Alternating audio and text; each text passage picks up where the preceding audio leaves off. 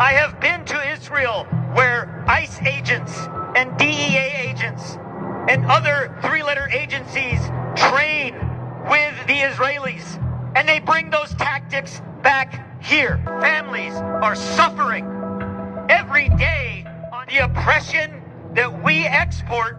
We bring it right back here. Look around. We are the ones suffering. Children in Gaza are suffering. Fathers, mothers, families are suffering. We bomb boats off the coast of Venezuela. We blow up Colombians in fishing boats and say, oops.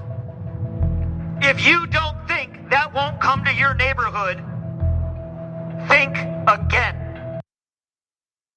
So that's former Lieutenant Colonel Anthony Aguilar. He was a 25-year veteran. He went to Gaza as part of the Gaza Humanitarian Foundation that was supposed to feed the Palestinians. What he found there outraged them and led him to be a whistleblower, talking about how Israel was committing genocide and that those feeding stations were death traps. Very proud of him. He this week was awarded the Sam Adams Award for Integrity and Intelligence. Past recipients have been Edward Snowden, Chelsea Manning, Colleen Rowley, Larry Wilkerson, and Julian Assange. And I think that he does belong in that class. And he's been warning us the whole time that it's going to come here next. And what we saw in Minnesota with the ICE shooting might be an example of that. So Anthony joins us now. Great to have you back, Anthony. It's great to be here. Thank you so much for having me. Yeah. I've been keeping track of all the great work you're doing too. So thank you for everything you do. Yeah, no problem. Really proud of you for winning the Sam Adams Award. Well deserved. So you've said in the past, what's happening in Gaza doesn't stay in Gaza. So do you think what happened in Minnesota is an example of that? Absolutely. Not only is it an example of what I have seen and what I foresaw to come, it's an example of what will continue and what will also increase in terms of incidents like that, because that is exactly how United States Department of Homeland Security ICE agents are trained. That's how they are trained by the Israeli Defense Force in their exchange program, which the US taxpayer, we funded. So I don't know enough about that. So tell me more about it. What do you mean that ICE trains with the IDF? So if you were to look into the Department of Homeland Security's strategic plan for 2023 to 2027, it's a lawful document that the department must produce. And in there you can see that there's a program that has been adopted and approved by Congress and paid with over $165 billion over the next 5 years. And that's the Binational Industrial Research and Development Program. And what this money allocates and what it allocates the Department of Homeland Security and ICE agents is training in Israel with the basically the Ministry of National Security, and train with Israeli units in Israeli training bases in Israel. And in exchange, there's Israeli officers that come and train here in the United States, in Georgia, at the Department of Homeland Security Training Center in Georgia, and also at Fort Benning, Georgia, where the former International School of the Americas, now the Western Hemisphere School of Cooperation, WINSEC, is located. So all of these are programs that are funded by the Congress in the magnitude of billions. And I have personally witnessed the training at the Southern Training Command Center in Beersheba, where I was located for a period of time, and have seen the ICE sign on the wall, the Joint Training Center with ICE and the Yamam unit of the IDF, which, oh, by the way, has had credible human rights violations and serious issues with human rights violations against Palestinians in Gaza as part of the police force.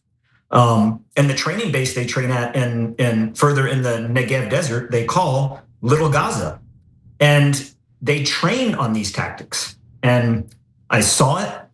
I've been aware of it. And when I saw the deployment of ICE agents in the United States, not only doing their customary ICE work, but specifically deploying to our US cities, it was very clear to me that it was only a matter of time, not if, but when we would see something that like what happened in Minneapolis. It's not a surprise and it's not a shock to me.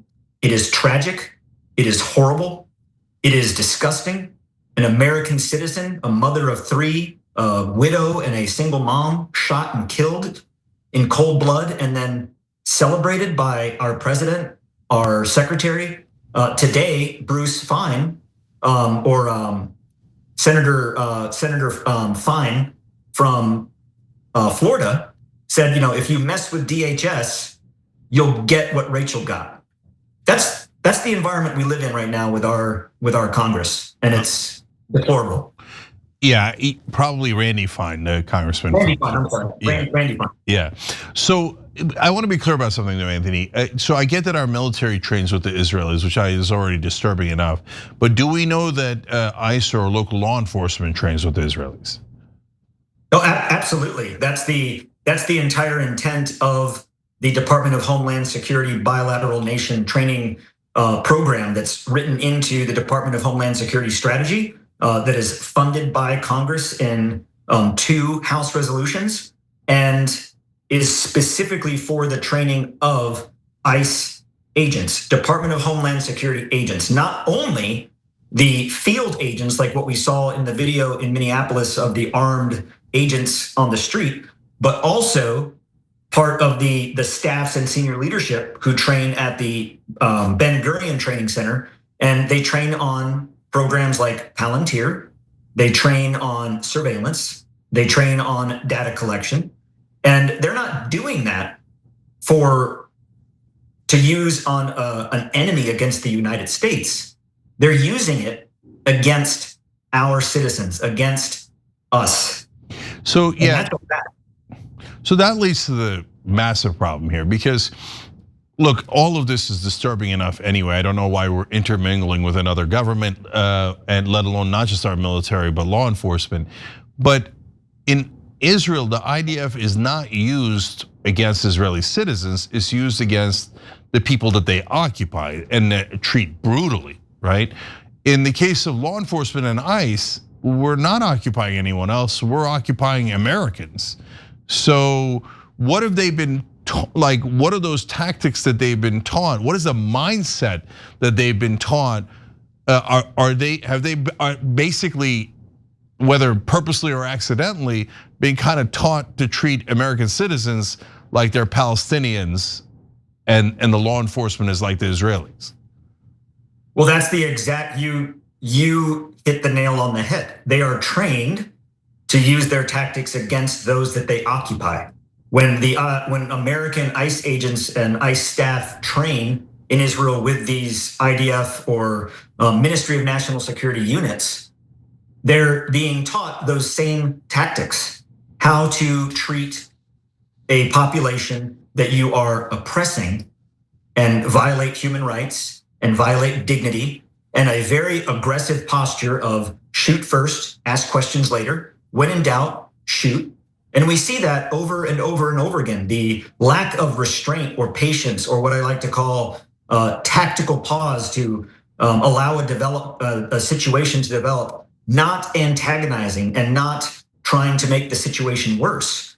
What we see in the tactics that the IDF and the internal policing forces within Israel, the gendarmerie, which is a militarized police force, they're learning those tactics. And I further saw those tactics in what was told to the GHF contractors in Gaza on how to respond to Palestinians. And we've seen the videos of the shooting, the tear gassing, the pepper spraying. You can take a video of a GHF site with UG contractors and juxtapose it to a ICE video recently, especially in Minnesota, and you'll see the exact same tactics being employed. And that's because They are trained on those tactics. That is not a coincidence. So you were a lieutenant colonel and you were in the military for 25 years. So when you first went in, if they told you, oh, eventually, not only the military, but law enforcement in America will be training with the South Africans who are well trained in how to oppress their own people, or the Serbs who just committed a genocide against the Bosnians, and they're gonna teach us how they treated the Bosnians. I imagine you would have been shocked and thought, no, the US military and US law enforcement will never do that. Yeah, if I was told, if I was going to be sent to Syria to train with ISIS on how to treat people properly and respond to civil populations, I would have resigned. It's preposterous. It's a preposterous position to think that the United States Department of Homeland Security and Department of Defense and state National Guards should be training with the IDF. Make it very clear that the IDF are exempt from Leahy vetting. If the IDF were held to the Leahy vetting standard, just like other nations that have units that we won't train with because of their human rights records, the IDF would not be able to train with us. They are exempt from Leahy vetting. And I have personally done Leahy vetting for units that I've trained with in Afghanistan and Tajikistan and the Philippines. And it's a process that determines, does this unit have a history of human rights violations or extreme tactics, especially against its own population? And the IDF is exempt from that. That is how they respond to civilians, with violence, with a lack of value for human life. And if you saw not only the response of the officer in the video, now I won't pretend to know all of the details of what happened. I wasn't there. However, when you see what happened in the video, the response of those ICE agents on scene to just leave the scene and leave her dead in the car, to decline professional medical help from a surgeon on scene who offered help, just a complete disregard for human life. And what's incredibly frightening is that enemy, the enemy they see, is us, the Americans. Yeah, no, it's interesting that you made that point, because I remember Gideon Levy, I believe it was him, told a story about how he saw a Palestinian who's was injured and they were bleeding and they were going to die, and there was an ambulance nearby, and the IDF wouldn't let the ambulance go through. And he's an Israeli citizen. He's like, "What are you doing? The guy is dying. Just let the ambulance through. Let the ambulance through." And they're like, "No, what do you care about the Palestinians? You think that they should get the same treatment as us? Just get taken to a hospital? No, we're going to let them bleed there." And of course, the guy died. And so I remember that story. Now you're connecting it to Minnesota, where they're like, "Oh, we shot her in the head 3 times. No, don't let people in to treat her medically." I mean, I hope we don't get to the next stage that Israel got to. There's, of course, the Hind story, the 6-year-old girl. Well, that's what's incredibly frightening, is that when you look at the story of Hind Rajab and the ambulance that was cleared and called to come forward, and after 8 hours of waiting was finally cleared by the IDF through this bureaucratic green light process, they still blew the ambulance up and allowed the people in the car, to include Hind Rajab, over 12 days of occupation of Khan Yunis, to die. The Department of Homeland Security, particularly ICE, as an agency within DHS, with one of the largest budgets over the next 5 years, like I said, 165 billion to train and field over 10,000 agents, making it the largest federal law enforcement agency in the United States in the next 5 years. And these are the tactics that they are employing. Furthermore, they're getting worse. We saw this in Portland. We saw this in Chicago. We saw this in parts of California, where it was search, seizure, search and arrest, serving warrants. Now we see ICE agents shooting single mothers in the face and leaving them to die in the street of their own neighborhood. We see just what happened yesterday with another federal agency with Border Patrol shooting two Portlandians, two people in Portland at a traffic stop. We see the pepper spray, the shooting at civilians. What's incredibly dangerous and what scares me is that this is not the first time I've seen this situation. In other countries I've been in, when I was in Tajikistan for a year, when the government locked down the country because of just fears of a coup, they treated civilians like this in the streets. And what I've come to learn is that in the United States, we separate the military from law enforcement. The United States military serves to protect and defend the homeland from foreign enemies. Well, our law enforcement, federal, state, local, they serve us. They serve and protect. When you militarize your police force, like we've done over the last 2 decades, to the point now to where they're all out pretty much what you would see in a military unit in their equipment and tactics.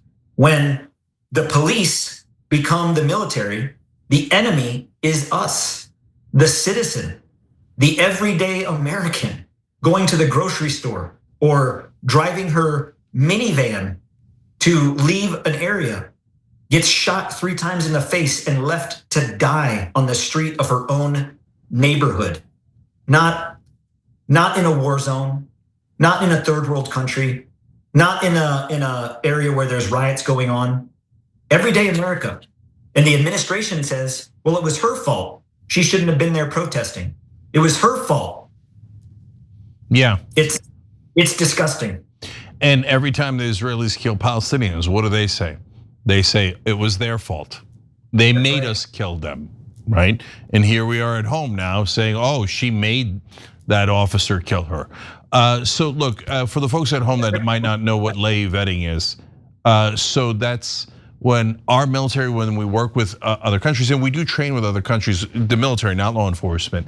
And there's many other things that are related to the lay law. If they violate human rights, and it has to be, it's a pretty high bar, then we're not going to work with them.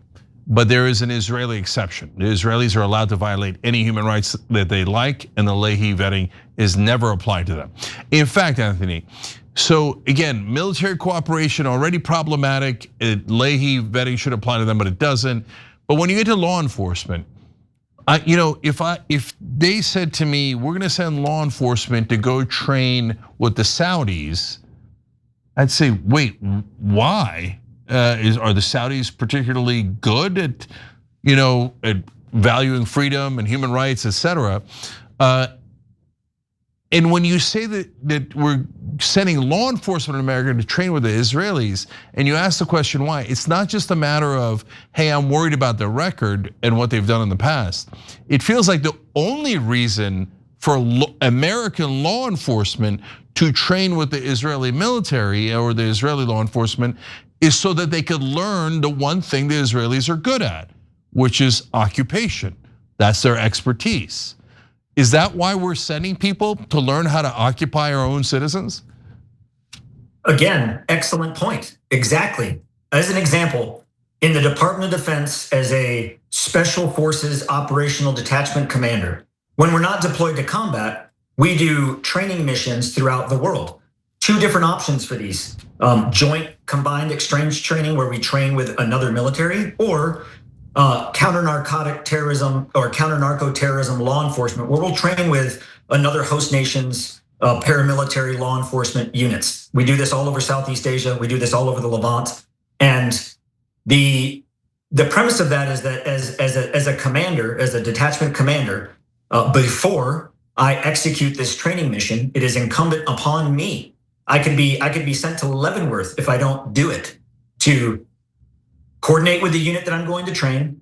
I get an entire list of their unit with the commanders, and I send that to the State Department, and it goes through the Leahy vetting process, where it goes through a database. Anyone on that unit that hits on the database for having a human rights violation, or if that unit is identified to have a history of human rights violations, you don't get to train with them. They don't get America's money. They don't get America's training. We don't train with them. The further problem with how the ICE agents, particularly Department of Homeland Security, in their training with Israel specifically, is that money that is appropriated through the Department of Homeland Security doesn't go to the department to then have let's say an ICE field agent plan and execute that training where he or she are held accountable. That money goes to the TRIP program coordinator. The TRIP program coordinator is run by the Anti-Defamation League, the Jewish Institute for National Security in America, and the Georgia International Law Enforcement Exchange. That's who gets the money to then pay for these trips to Israel or pay for these exchanges for high-ranking Israeli officers to come to the United States and train here. It would not surprise me one bit. I have no data or facts to back this up, but it would not surprise me if in the enforcement of these ICE agent field deployments, that amongst them there are not embedded Ministry of National Security Israelis, either working for Mossad or the IDF. It would not shock me one bit. Oh no, the Israelis spying on us. That would never happen. They stole our nuclear secrets. Yeah, they spy on us all the time. Jonathan Pollard, the traitor, was returned back to Israel. Sheldon Adelson's plane. But you said something there that I did not know. Are you saying that the money, the American government money for this training first goes through the ADL, the Anti-Defamation League, and other groups like that? So as part of this, within the House resolution that designates this particular program, it's called BIRD. You can look it up in the DHS strategy, Binational Industrial Research and Development. And because they give it this 1984-like name, where it sounds benevolent. Oh, we're just doing research and development. That program itself to coordinate the travel, the lodging, the trips, the exchange, the entry, the coordination, that money goes to this program. And that program has 3 primary overseers or organizations that run this exchange program, kind of in the same way that congressmen are taken to Israel for their little indoctrination trips. You know, those are paid for by AIPAC and ADL and other things. So over this BIRD program, the organizations that are paid to then put this together are the Anti-Defamation League, JINSA, and the Georgia Law Enforcement Exchange program. So they get that money, and then they are the arbiters of this exchange. They are not beholden to mandated Leahy vetting scrutiny. Whereas, as I said, as an SF detachment commander under UCMJ, if I conducted training with a unit that was not Leahy vetted or violated Leahy vetting and I trained with them anyway, as a United States Army officer, I would be tried, convicted, and I would be sent to Leavenworth. And that's a fact. Yeah, the rules that are applied to Israel and pro-Israel groups in America are maddening. They make no sense at all. They wouldn't be applied to anyone else. And I don't know how much of that money ADL has kept. ADL is a very pro-Zionist, pro-genocide group that often smears Muslims in this country. And so, we'll look more into that, try to find out more of the connections, et cetera, because that's an important story. And but overall, one thing is absolutely clear: we should not be training our law enforcement guys with the Israelis at all. The only thing they could possibly learn is how to abuse and occupy the local population, which in this case is American citizens. They're also being trained not just in the tactics on the street, but as I mentioned, but also at the staff level in the use of Palantir. Palantir is part of this BIRD program. It's funded through Department of Homeland Security. Palantir is also the official now program of record for data analytics for the United States Army. So they use and train on Palantir to then specifically use in their agency field deployments, like we're seeing to Minneapolis and other cities. And my fear is that what we saw in Minneapolis, that is incidents like that and worse are going to continue. That clip you showed in the beginning, that was not recent. That was me in October when I was protesting outside of the US State Department to stop these programs because they also participate in the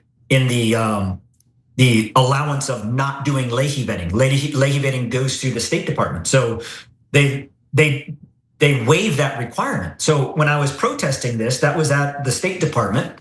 And that was back in October. And we've seen an increase in that all the way to what we saw in Minneapolis this week. And that is scary. That is tragic.